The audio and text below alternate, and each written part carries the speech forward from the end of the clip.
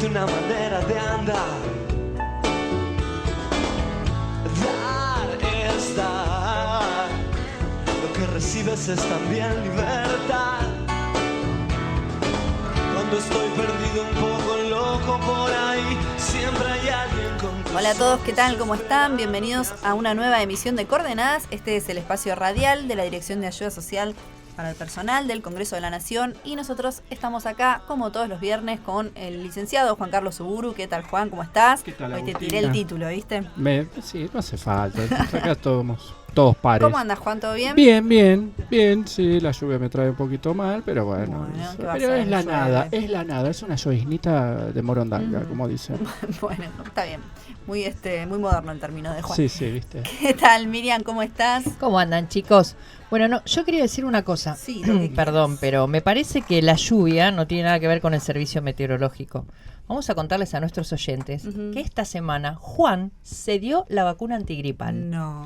Debe Sí. venir por ahí el tema de la Ahí lluvia. está, va a llevar todo el fin de semana. Es más, lo filmamos. Yo Así creo que se merece un aplauso. Se Claro, animó. vamos, A Juan, ver, que se dio la Yo antigripal. sin cámaras no hago nada, soy una estrella rutilante del Es espectáculo. cierto. No, querido. no, es dijo cierto, es que no cierto se vean eso, ¿eh? mucho mis partes. Yo dije, el brazo Mis descubierto un partes. poquito, nada más. Suena muy feo mis Del partes. brazo, bueno. Chicos, acabamos de arrancar el programa. Sí, la verdad, venimos mal, ¿no? Bueno, bien, Juan, y Bueno, contanos tus la sensaciones antigripal. en el vacunatorio de la DAS. No, me atendieron maravillosamente, la verdad fue todo rápido, no sentí nada, una mano bárbara tiene la enfermera,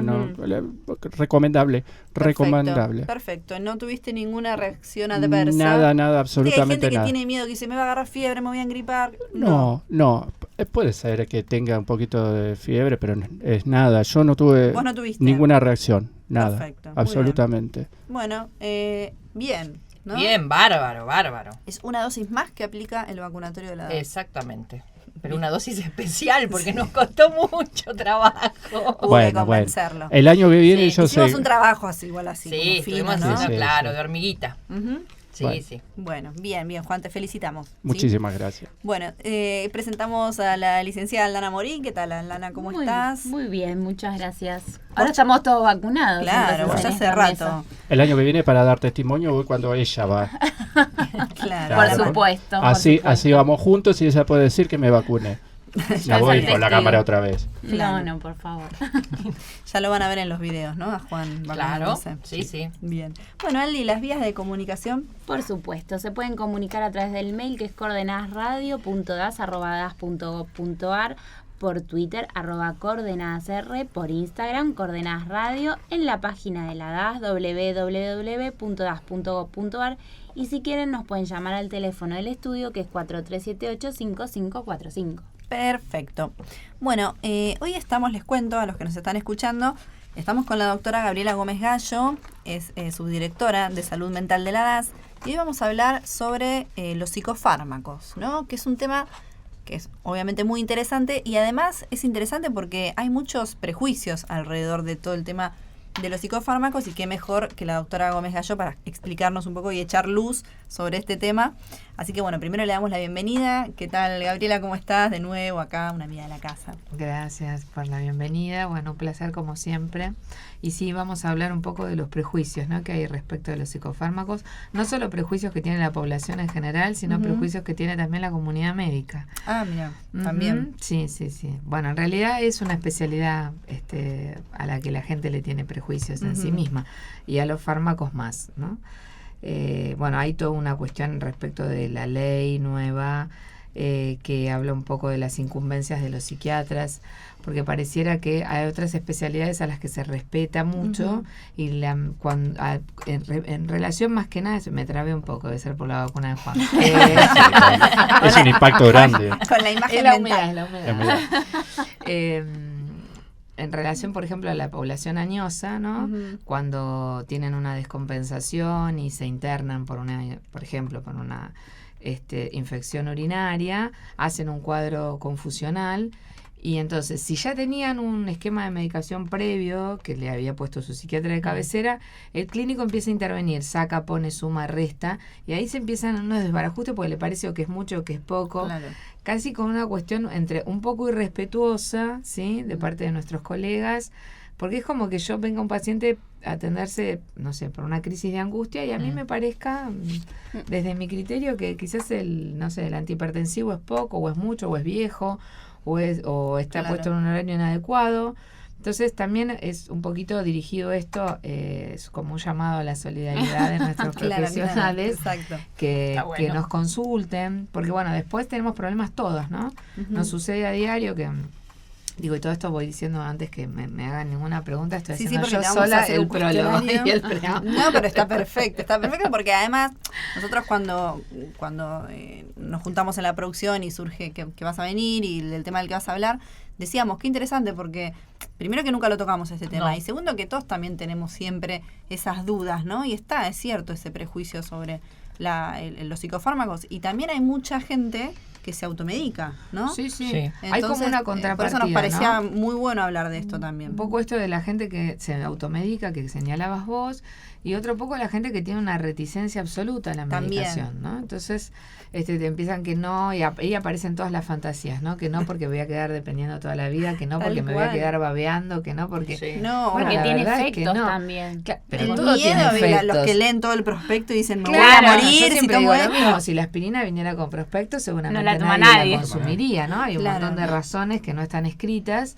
y además hay otro montón de cuestiones que son más modernas, que nosotros llamamos indicaciones off-label, que son indicaciones fuera de prospecto y que tienen que ver más con lo artesanal de la medicina, ¿no? De hecho, la definición de la medicina es que es la ciencia y el arte de curar. Entonces, algunas cuestiones son bien científicas y otra es en esta cosa artesanal que tiene el médico en la consulta, en lo que está escuchando y entonces muchas veces también la indicación de un uso más artesanal del fármaco. Y esto en general pasa con una clase de fármacos que son los neurolépticos o antipsicóticos.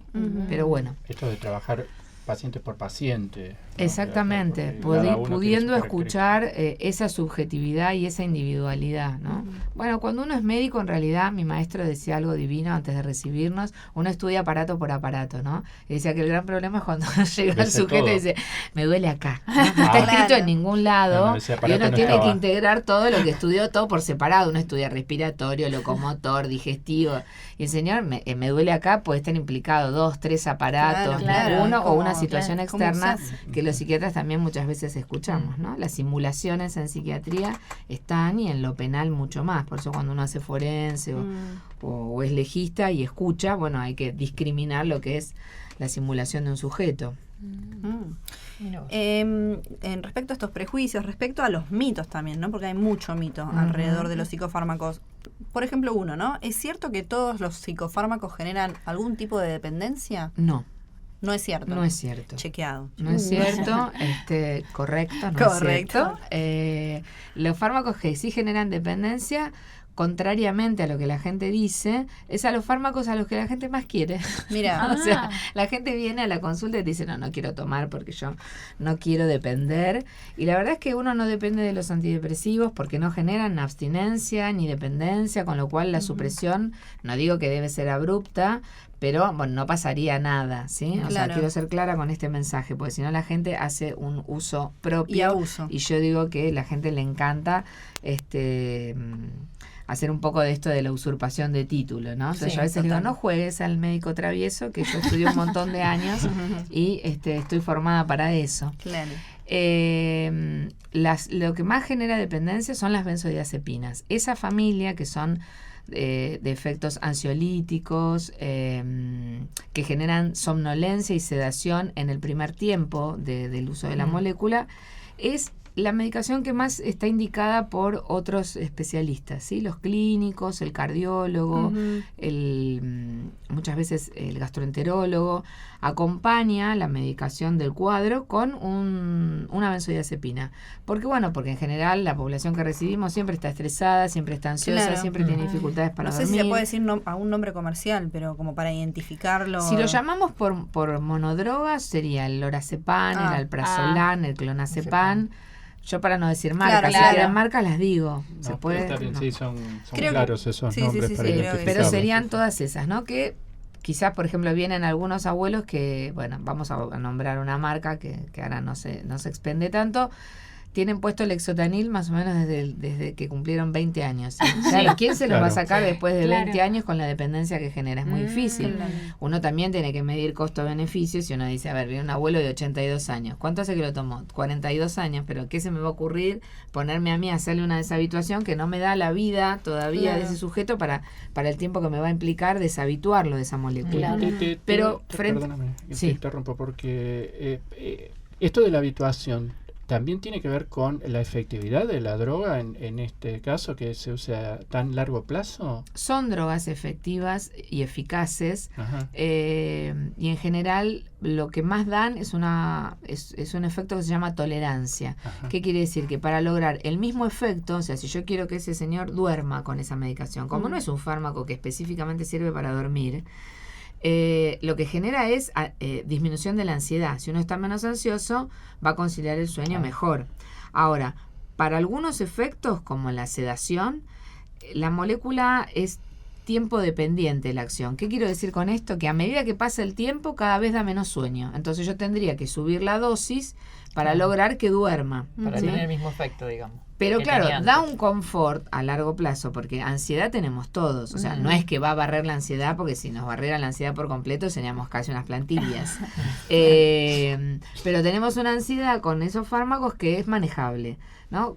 También por eso digo que por qué es utilizada, por ejemplo, por cardiología, porque en general el cardiópata tiene un trastorno de ansiedad y entendemos que si le regulamos un poco este síntoma, también va a mejorar la respuesta al antihipertensivo, va a tener una mejor calidad de vida. Lo que hay que medir después, cuáles son los efectos adversos de esta familia de benzodiazepinas, ¿sí? Si los usas durante tanto extendido tiempo, en el tiempo, da este confort al que se refiere Juan, pero también genera cierta dificultad en la memoria. A ver, y con esto tenemos que ser claros, porque si no la gente se confunde y empieza a pensar, bueno, entonces la quiero usar un mes. Claro. No, esto no es una prenda que uno dice, bueno, me cambio el suéter mañana. Es por la temporada. Hay que ponerlo el tiempo que hay que ponerlo. Yo siempre digo, hay que usar la dosis que hay que usar, porque si no la gente dice, no, mordí un pedacito. Yo digo, ¿cuál es la dosis del pellizquín? Porque esto es como gracioso, te dicen, no, mordí un poquito, pero ¿qué? A ver, agarró cualquier cosa, pues yo no sé si en lo que mordió agarró un poco de almidón, que es con lo que se termina de mezclar la molécula. Claro. Si tiene algo, no, para algo las pastillas están ranuradas. Si están ranuradas se pueden partir y uno puede tomar la mitad de la dosis. Ahora el pellizquito, no sabemos qué dosis es. Claro, como un caramelo, ¿no? Lo chupeteé un poquito. No, le digo, a ver, así no. Y tienen eso, pero eso es una fantasía y ese es el efecto placebo que también tienen estas moléculas, ¿no? Porque si uno muerde apenas o pellizca un pedacito de la pastilla, sí, ya sentí que estás mejor. Claro. Es el efecto placebo. Claro.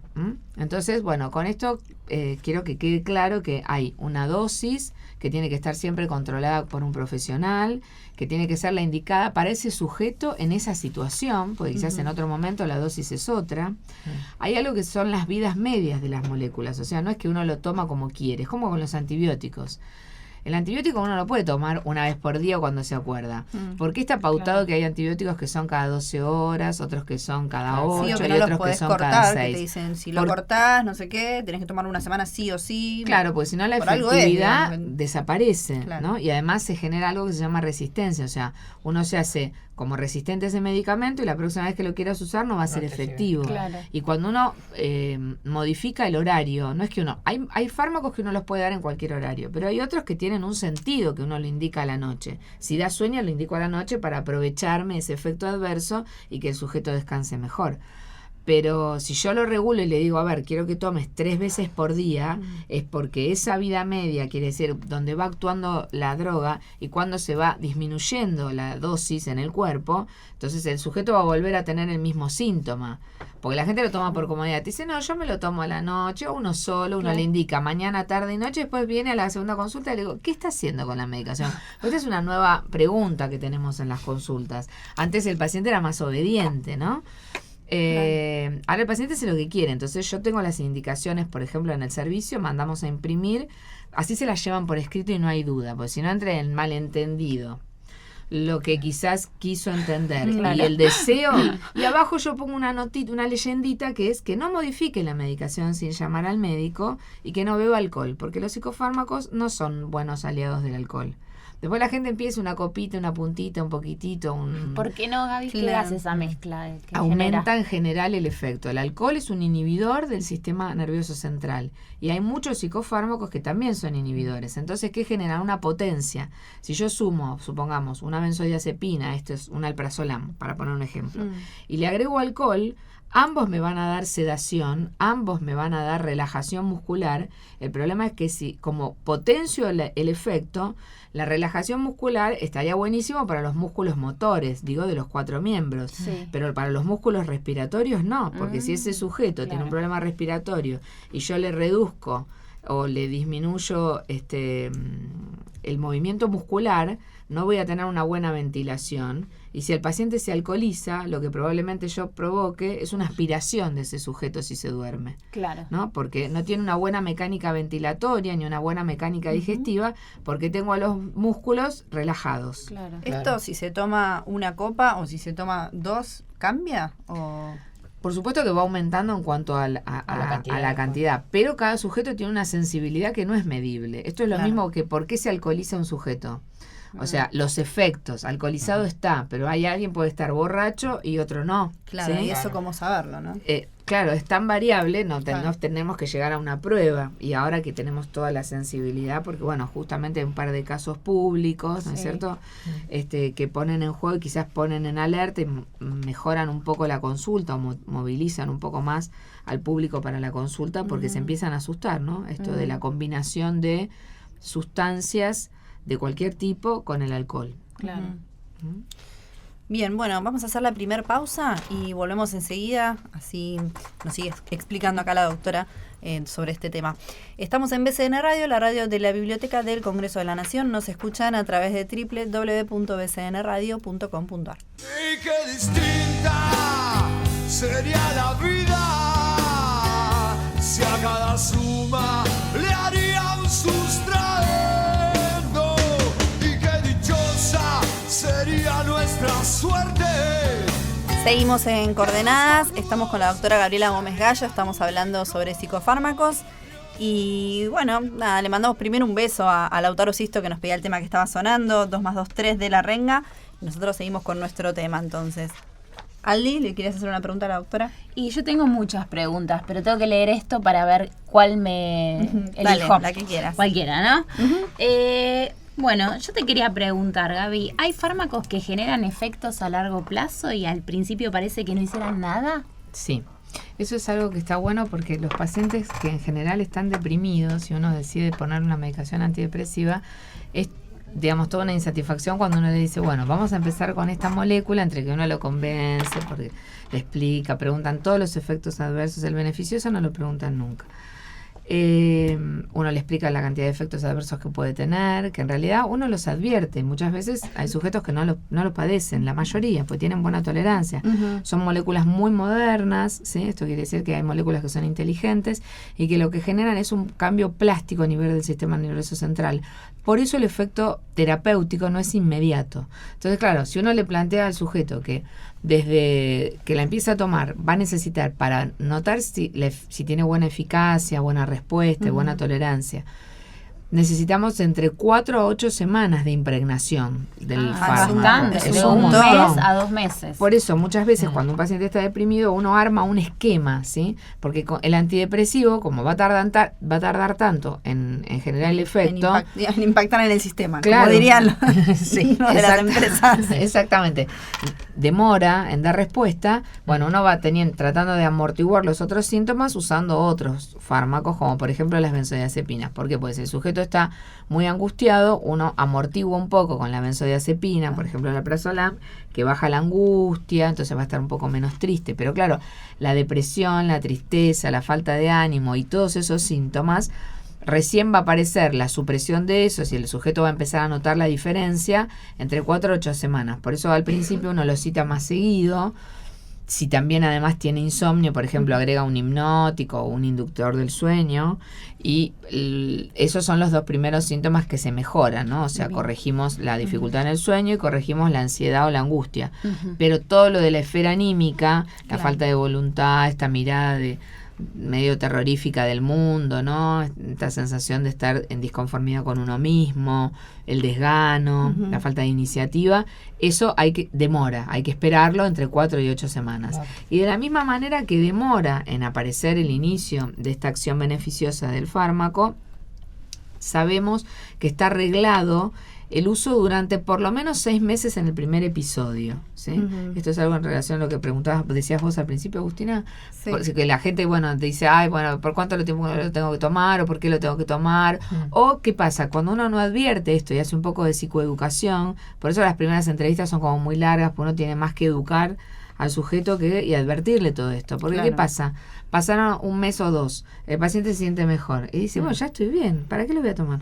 Claro. Y lo corta. Sí. Claro. Y eso no se hace. Eso no se hace, ¿por qué? Porque lo que dificulta, primero, no le dio el tiempo para que esa molécula genere ese cambio a Qué nivel de los neurotransmisores, que es un cambio bien inteligente, entonces hace una modificación plástica en la estructura del sistema nervioso central, que sostenido durante 6 meses, esa modificación perdura en el tiempo y nos permite a nosotros sí ahí retirar el fármaco. ¿Mm?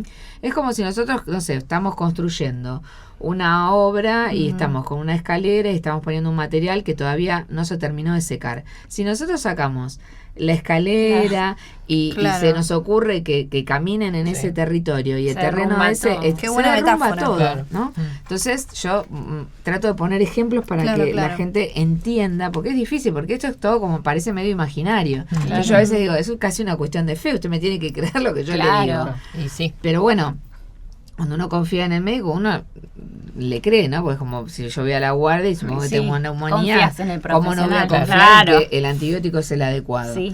O sea que combinas Es medicamentos. difícil igual, confiar. Al principio sí. Se combinan medicamentos. Sí, es difícil. confiar. difícil Es confiar difícil como armar paciente. una relación transferencial, es una relación amorosa. Claro. ¿No? Entonces, donde uno deposita mucha confianza en el médico y le cree, y eso es fundamental. Por eso el médico no tiene que mentir, pero tiene que tener un oído donde tenga el tiempo y la templanza para saber lo que el sujeto puede ir escuchando, porque a veces Claro. es como, no sé, si yo Es le que hay mucho vomito mito toda la también. cantidad de efectos que podrían suceder, Claro. que en general no suceden, pero bueno, podría ser. Pero hay médicos que también se enojan cuando el paciente le pregunta 3 millones de veces esto no me va a hacer esto no me va a hacer lo otro. Hay y que esto me tener puede generar. paciencia, hay que tener paciencia, que muchos colegas no tienen. Claro. Yo tengo paciencia y tengo sentido del humor y eso me ayuda un montón en la consulta porque a veces le digo, bueno, me está cansando. Ahora estoy entrando casi en el borde del hartazgo. Entonces nos reímos un poco, descontracturamos eso Claro. y le digo, bueno, no importa, a ver, me llama si tiene una duda. Ahora a las 4 de la mañana absténgase, llámeme a partir de llaman las mucho? 6. Sí, la Por gente dudas llama. así de este tipo. Pero en realidad si cuando, tomo esto no me... cuando vos lo trabajás muy bien y el sujeto se va tranquilo, confiando, y yo negocio con el paciente, Claro. hay que negociar. Yo le digo, a ver, ¿le preocupa? ¿Quiere seguir sufriendo? No se lo doy, porque si usted está tan reticente, no quiere, se Claro. pone de esa manera, bueno, seguramente necesita otra entrevista, porque lo que necesita es tener más confianza, Claro. ¿no?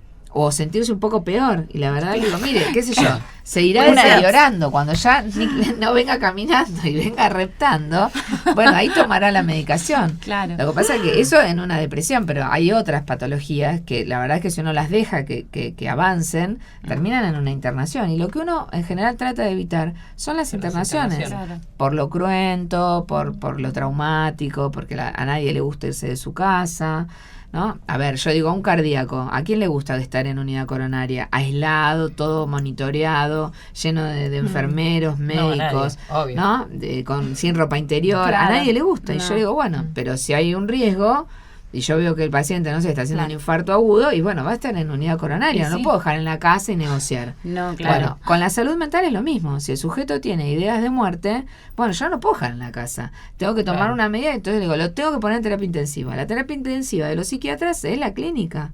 Y hay que internarlo y tendrá la prohibición de las visitas y todas estas cosas que son reglas de la propia internación. Claro. Pero bueno, que si uno va educando y esto lo va informando, bueno, el sujeto va accediendo. Ahora, de acuerdo a todo esto que vos venís contando, entonces son medicamentos que por ahí no los usás durante toda la vida.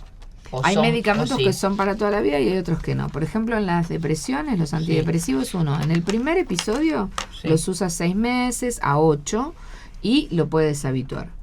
Si vuelve a haber una recidiva de la depresión, que puede ser al año, a los 3 años, a los 5, o quizás nunca más, pero si hay otra recidiva, en el segundo episodio está indicado entre 1 año y medio y 2.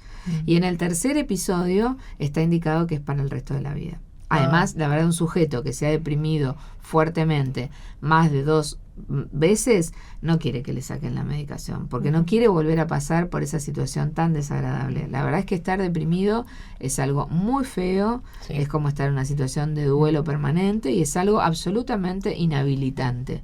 Hemos hablado en programas anteriores de lo que es la depresión, de que termina siendo prácticamente una epidemia pronosticada para el 2020, ¿sí? La segunda causa de discapacidad. Entonces, yo uso un poco el humor porque son cosas tan serias, tan dolorosas. El dolor anímico, que es como el dolor del alma, es tan cruel como el dolor físico, ¿sí? Yo estoy haciendo el programa con un dolor de muela que estoy tratando de ver qué recursos poner para no tener guiñado un ojo. Bueno, y lo tolero, pero lo tolero porque estoy pensando que a la tarde, me van a hacer voy al odontólogo y voy a estar aliviada. Yo digo, esto es como permanente, ¿no? Porque es el dolor neurálgico. Ahora, un dolor que uno tiene que estar todo el tiempo y que con eso se tiene que sobreponer y tiene que sostener buena cara, ir a trabajar, hacer las cosas de su casa, mantener situaciones familiares, ir a un evento y que todos le digan, poné voluntad, disfrutá, y uno no tiene ganas de nada. Pero a veces te supera todo eso. Por supuesto. Y es tan difícil de entender, ¿no? Porque es tan angustiante para el resto, familia, compañeros de trabajo, lo que fuera, que uno dice, bueno, a ver, poné un poco de voluntad, ponele onda. Y yo digo, mire, no tiene ni onda ni voluntad, no lo hace a propósito, Claro, no quiere perjudicarnos y piensa cómo le arruino la fiesta, ¿no? Claro. Bueno, no puede, es un sujeto que no se puede levantar de la cama, que no puede venir a trabajar, es un sujeto que está padeciendo.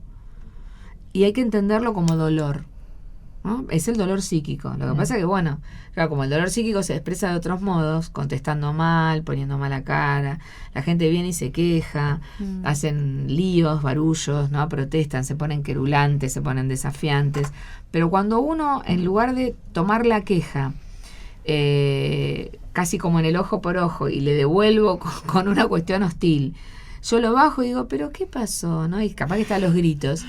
En ese momento ese sujeto quedó ahí como lo desarmado, claro, y se pone a llorar y se angustia y entonces, bueno, se terminó. Pero bueno, es la manera de defenderse. Claro. Por eso muchas veces en salud mental, en el servicio, bueno, todo el personal administrativo tiene que tener un entrenamiento muy particular porque hay que soportar eso y bueno, los chicos no están entrenados, ¿sí? Uno estudió para eso y se supone que tiene todo un entrenamiento por el cual entiende que si un sujeto viene desafiante, de mala manera, a decirnos, pero que esto también sucede en la consulta, quizás tuvo un efecto adverso de un fármaco y viene y me dice, pero doctora, ¿qué me dio? Bueno, le digo, a ver, ¿usted se cree que yo pretendía, no sé, que usted le hiciera mal, que le diera el efecto contrario? No, pero bueno, a veces no es todo lo que está escrito. Cada sujeto tiene una respuesta particular de ese sujeto. Es un individuo. Y en lo individual, bueno, qué sé yo, quizás a Miriam tal fármaco le hace bien y a Aldana le hace todo lo contrario, ¿no? Claro. Entonces, bueno, esto también es lo artesanal y la escucha y la experiencia donde uno sabe por qué un paciente va a responder mejor a un fármaco que otro. Y a veces uno dice, bueno, vamos a intentar con esto. La gente se pone susceptible y me dice, ¿está probando? No estoy probando. Pero estos son como los antibióticos. Yo para empezar, empiezo con el más suavecito. Y si la infección se sostiene, se pone resistente, bueno, voy cambiando. Pero no puedo poner el fármaco más terminal o terminante para el primer episodio. Claro.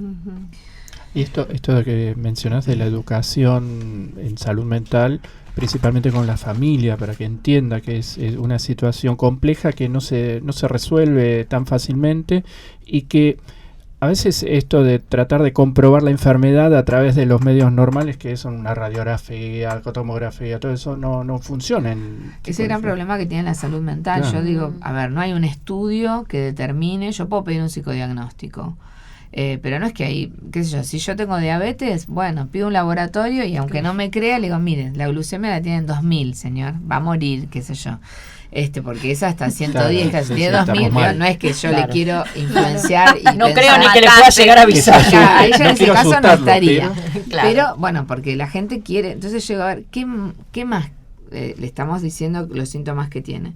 Pero la educación familiar y el sostén de la familia, por eso cuando hay otro tipo de patologías como las adicciones, las dinámicas grupales, ¿no? Lo que pueden ser, no sé, AA, NA, tienen todo un grupo para familiares, porque la enfermedad enfermó al paciente, pero la familia también está enferma, porque hay que aguantar todo eso, ¿no? Sí. Donde uno se enoja con el... A ver, si nosotros nos enojamos con el abuelo, el envejecimiento no es una enfermedad, pero la senectud no es una enfermedad, pero...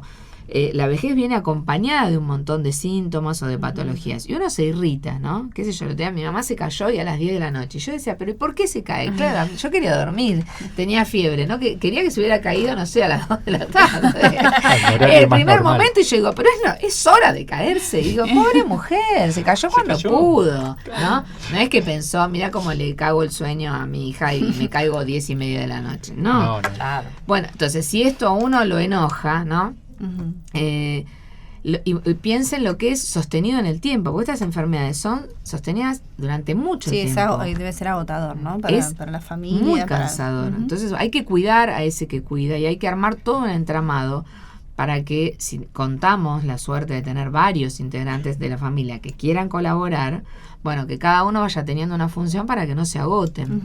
Y una pregunta breve. Tienen que ser conscientes que la enfermedad está controlada más que curada, ¿no? Y en general las enfermedades mentales no se curan, se controlan, porque son crónicas. Claro.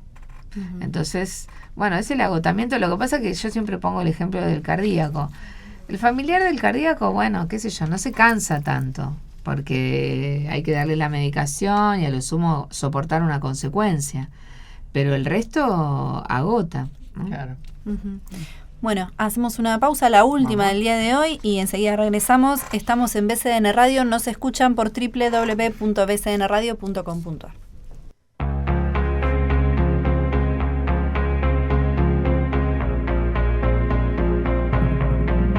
Seguí en BCN Radio.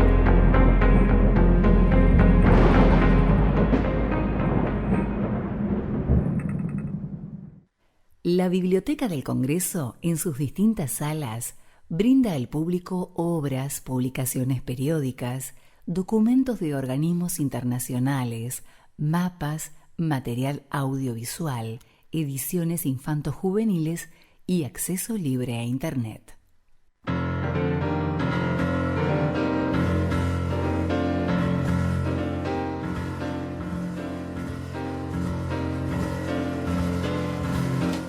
Hola, soy Andrés Monserrat. Los invito a compartir el mejor jazz de Argentina y del mundo.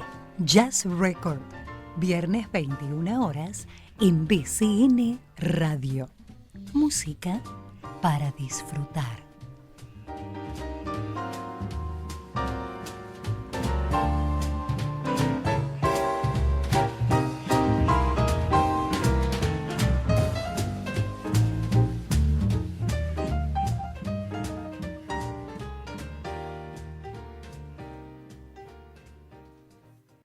Hola compañeros, ¿cómo están? Soy Tatiana de la Comisión Interna. Bueno, vengo a dejarles un saludito para todos los compañeros y para la radio, y de paso dejo un temita para que pasen 11 y 6 de Fito Páez.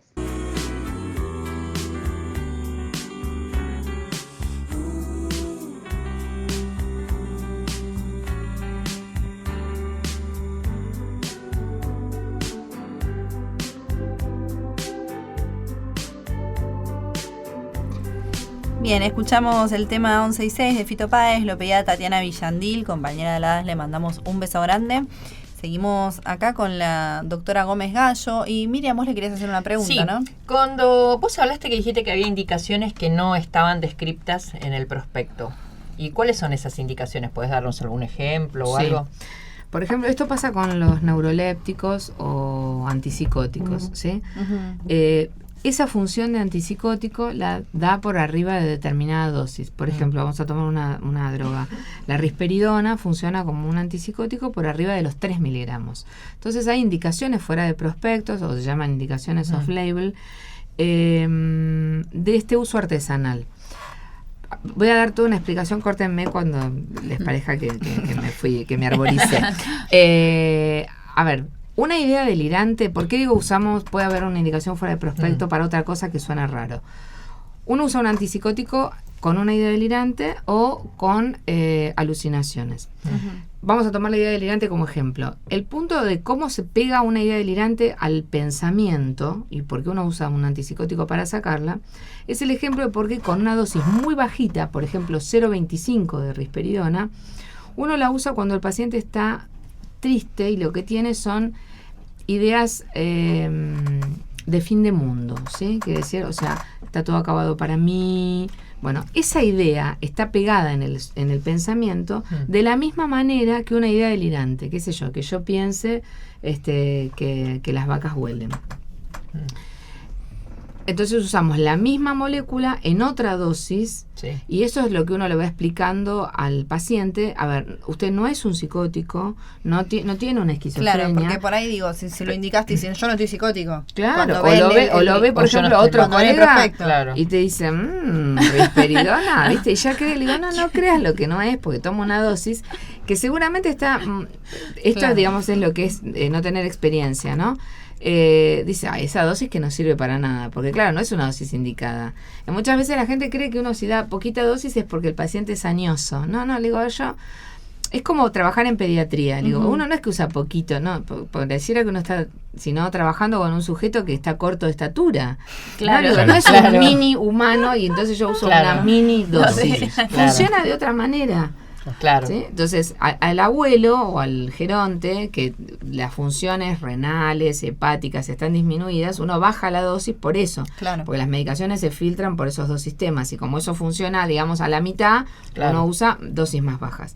Pero el sentido en un sujeto de edad madura de usar muchas veces risperidona es para potenciar el efecto de un antidepresivo, y eso no está descrito en el prospecto, para las ideas obsesivas, para algo que es la rumiación del pensamiento, ¿no? Y es esto de que al paciente se le instala una idea. No importa si es loca o no, pero lo que importa es que le condiciona la conducta. Entonces, qué sé yo, un obsesivo que lo único que está pensando es Juan tiene torcido el teléfono, a mí no me deja sostener la pregunta que me hicieron. Y tengo que decir, bueno, o Juan me acomoda el teléfono o no puedo seguir con el programa de radio. Bueno, esto como condiciona la conducta, uno utiliza muchas veces este fármaco en esas dosis que parecieran subterapéuticas, pero en general son para una indicación que no está descrita en el prospecto. Por eso hay que explicarle tanto al paciente. Y muchas veces yo tengo metáforas que me encanta usar, que las traen mis pacientes, y por ejemplo la vez pasada una señora que tenía una rumiación de pensamiento horrible que le condicionaba la conducta, y que aparte la hacía sentir todo el tiempo. Yo decía que ella tenía el síndrome del ni, pues ella no estaba ni triste ni contenta, y siempre hacían esa cosa gris, horrorosa, ¿no? Claro, que es casi la distimia. Pusimos esta medicación sin poner un antidepresivo, y ella, viste, venía el otro día y le digo, te la tomo y la voy a usar, y le dije, y el viernes voy a usarla en la radio. Ella me dijo, se me fue la nube de la cabeza. Porque es como tener todo el tiempo una cosa, yo digo, es la telita de la catarata, pero en el pensamiento, ¿no? Entonces que tenés entorpecido y estás con esa maquinola, ¿no? Hay otro paciente mío que dice, se me fue la manija. Yo le dije, esta es para la manija. ¿Usted se da manija con todo el tema? Bueno, vamos a tratar, porque en realidad es un organizador del pensamiento. Claro. Lo increíble o lo llamativo es cuando el sujeto ve que tiene como esa especificidad y dice, ¿cómo esto me cambió?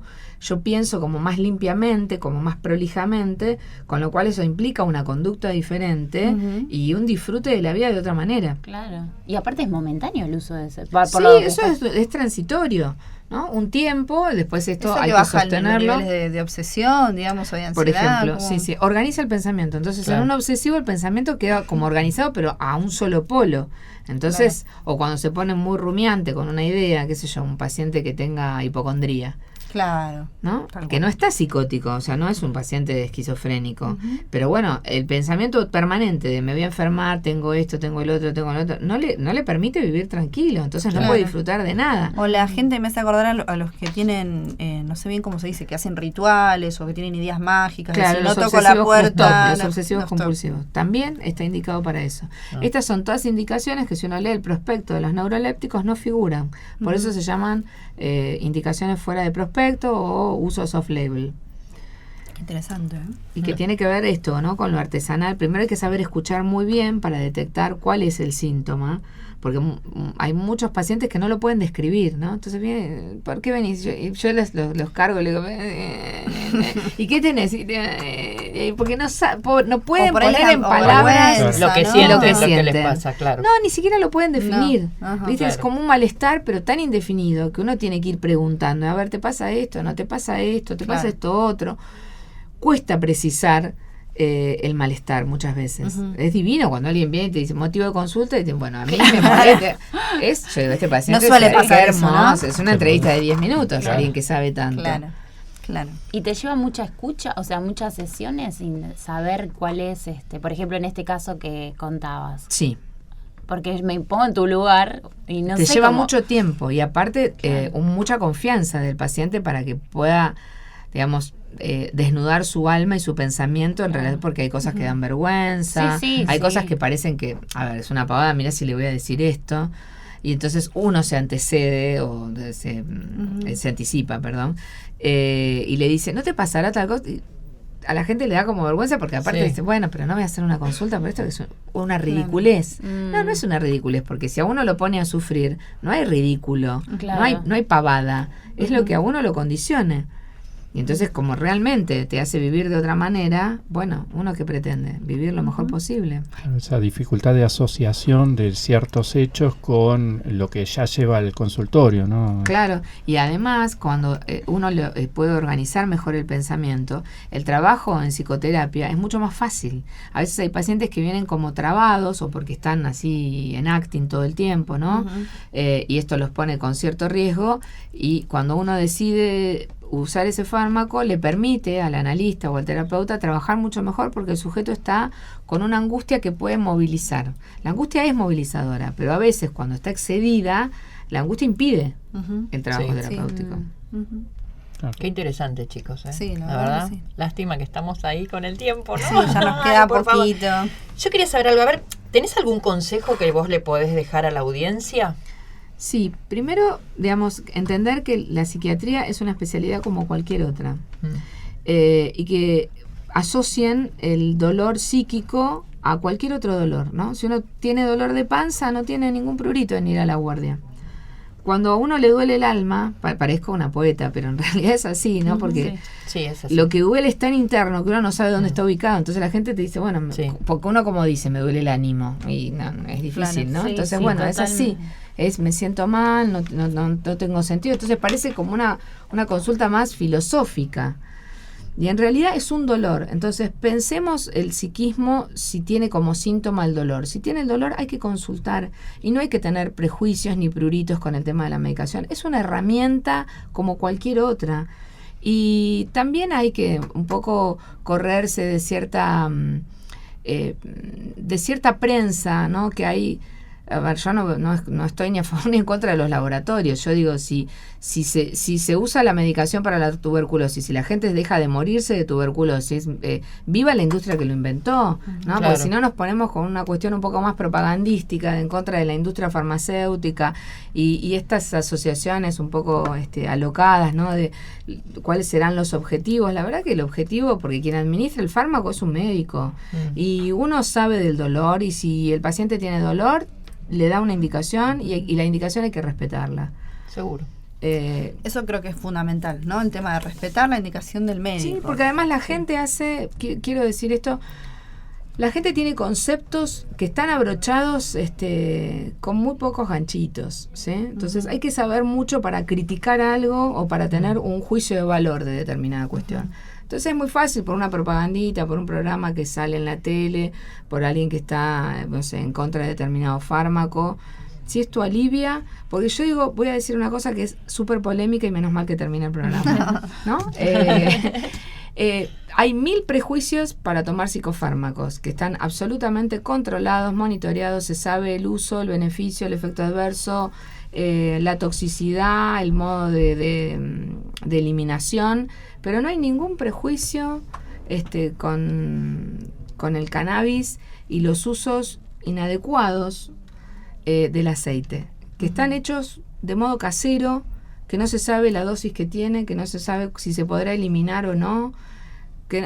Y para eso no hay ningún prejuicio. Entonces ahora tenemos una dificultad, que es que se está usando o se está indicando el aceite indiscriminadamente. Es para cualquier cosa. Y hay usos muy puntuales del aceite. No es para cualquier cosa. Para la gente no se le duele el ojo, la pestaña, y te dice, ay, me dijo fulano y lo vende mengano. Entonces vayamos. Digo, pongámonos serios. Realmente la medicina es ciencia y arte. Y uno es responsable, y uno tiene una matrícula, y uno sabe lo que da, y se responsabiliza en relación a eso. Entonces, que todos estemos haciendo medicina, esto del médico travieso que yo decía un poco antes, es molesto, es riesgoso. ¿Sí? Por supuesto. Fundamentalmente es riesgoso.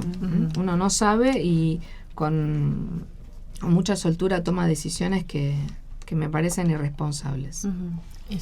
Bien, y con esto cerramos. Me parece genial que lo hayas dicho también. Porque bueno, es cierto, ¿no? Lo primero es consultar al médico, es lo que decimos siempre, y consultar a los que saben. Así que bueno, nos vamos, se nos fue el programa. Muchísimas gracias, Gabriela, por venir. No, un placer, como siempre. Bueno, muchísimas gracias, Juan. No, gracias a todos por habernos escuchado, y bueno, hasta la próxima semana. Dale, muchísimas gracias, Miriam. Gracias a ustedes, chicos, buena semana para todos. Gracias, Aldana. A ustedes, un beso para todos. Le agradecemos a nuestros productores, Marcelo Parodia, Vanessa Cairo, al operador del día de hoy, a Juan, muchas gracias. Nosotros nos vamos. Quédense que ahora vienen los chicos de Malvinas No Te Olvido. Mi nombre es Agustina Rodríguez Bardelli y esto fue Coordenadas, un punto de encuentro entre la DAS y su gente.